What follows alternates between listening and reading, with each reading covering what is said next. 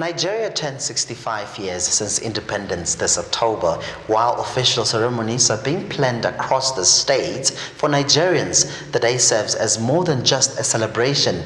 It is, of course, a moment of reflection. Nigerians living in South Africa are sharing their thoughts on this year's Independence Day and their expectations from leaders in the years ahead.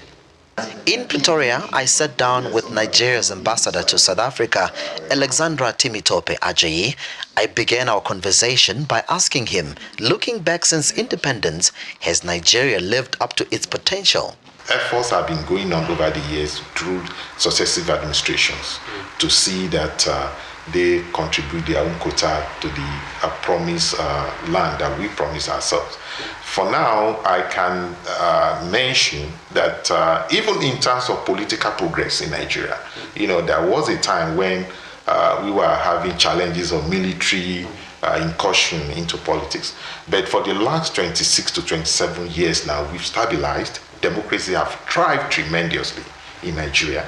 And that is something that we feel very proud of. The ambassador also took a moment to reflect on Nigeria's success stories.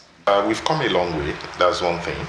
And of course, like every other countries all over the world, Nigeria have had its own challenges over the last 65 years. And we've also had our success stories.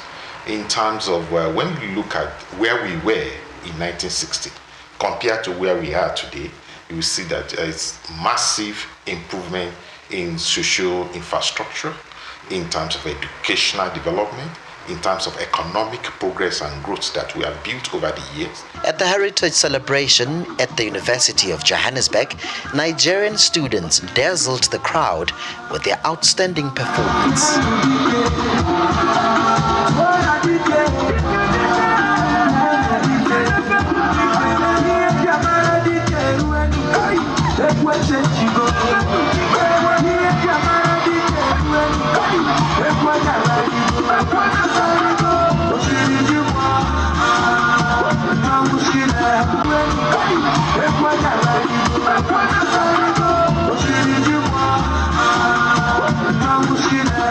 I asked the students if they still feel a sense of pride and unity when Oktoberfest comes. I think I have to answer with mixed feelings.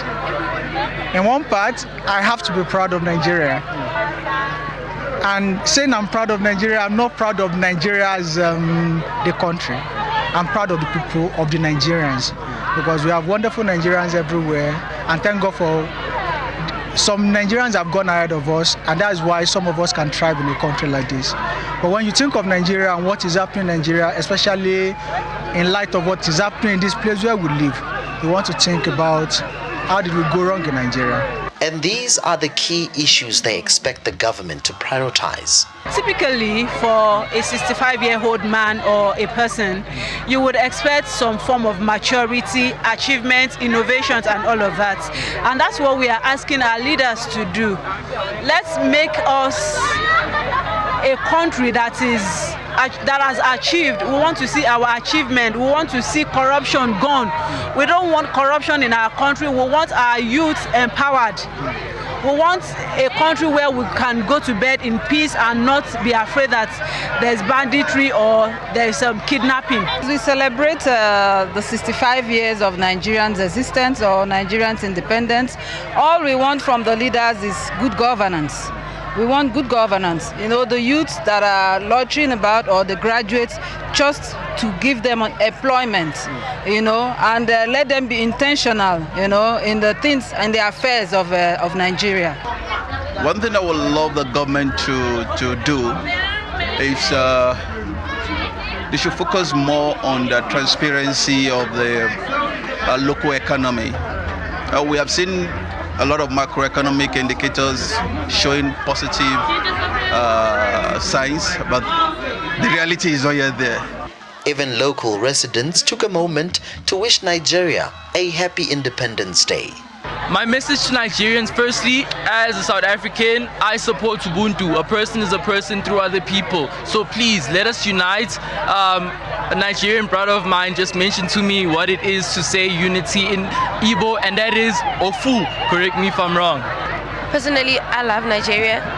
I know apacha food, apacha, egu soup, stuff like that. And I would just like to wish you a happy Independence Day from the Tonga tribe.